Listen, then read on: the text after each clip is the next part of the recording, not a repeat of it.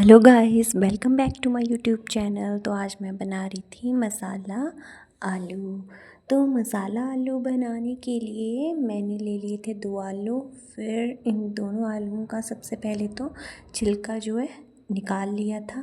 ये recipe guys बहुत ही जल्दी भी बन जाती है और बहुत ही टेस्टी भी बन होती है।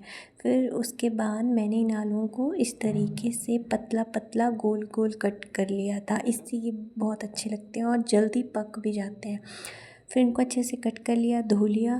फिर उसके बाद जो है मैं लगी थी मिलाने देगी मिर्च। इससे जो है स्पाइसी बनते हैं और अच्छे बनते हैं। तो फिर उसके बाद देगी मिर्च डालने के बाद इनको मैंने अच्छे से मिला लिया।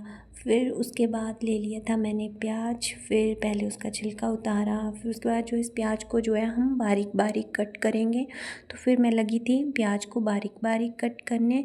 फिर इस तरीके से मैंने सारा प्याज जो है अच्छे से बारीक बारीक कट कर लिया था। फिर उसके बाद ले लिए मैंने 2 टमाटर। फिर इनको जो है हम ग्राइंड करेंगे जार में। तो मैंने ग्राइंडर जार में ही अच्छे से कट कर लिए थे दोनों टमाटर।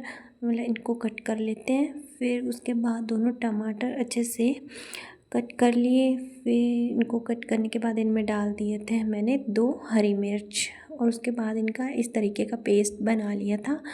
फिर उसके बाद गैस चूल्हा हमने जला लिया। फिर उस पर रख दी थी कढ़ाई। फिर कढ़ाई रखने के बाद डाल दिया था उसमें तेल मैंने ज़्यादा ही डाला था क्योंकि हम फ्राई भी करेंगे आलू और तड़का भी इसी में लगा लेंगे। फिर उसके बाद जो है जो मैंने आलू कट किए थे इनको डाल दिया अच्छे से फ्राई होने के लिए।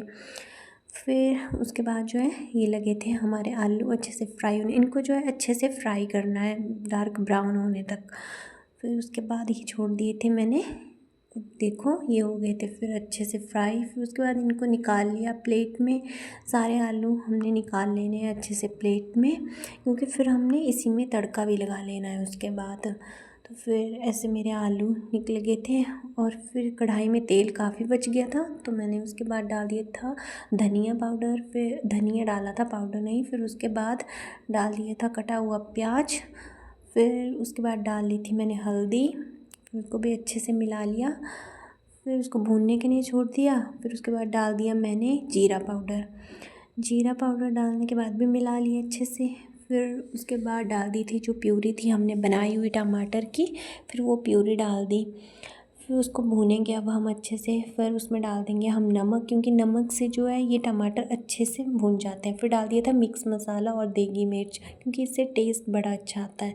तो फिर ये सब डालने के बाद अच्छे से मिला लिया और थोड़ा सा पानी डाला क्योंकि ग्रेवी बनाने के लिए। देखो फिर इस ग्रेवी को हमने अच्छे से पकने के लिए छोड़ दिया। और फिर देखो हमारी ग्रेवी अच्छे से बन गई है, पक भी गई और अच्छे से बन भी गई है। फिर उसके बाद जो आलू हमने फ्राई करे थे फिर उनको डाल देंगे हम। फिर इस तरीके से अच्छे से मिलाएंगे। फिर फ्राई करने के बाद फिर अच्छे से मिला लिया था। फिर देखो इस तरीके से हमारे कितना बढ़िया मसाला आलू बन के हो गया रेडी।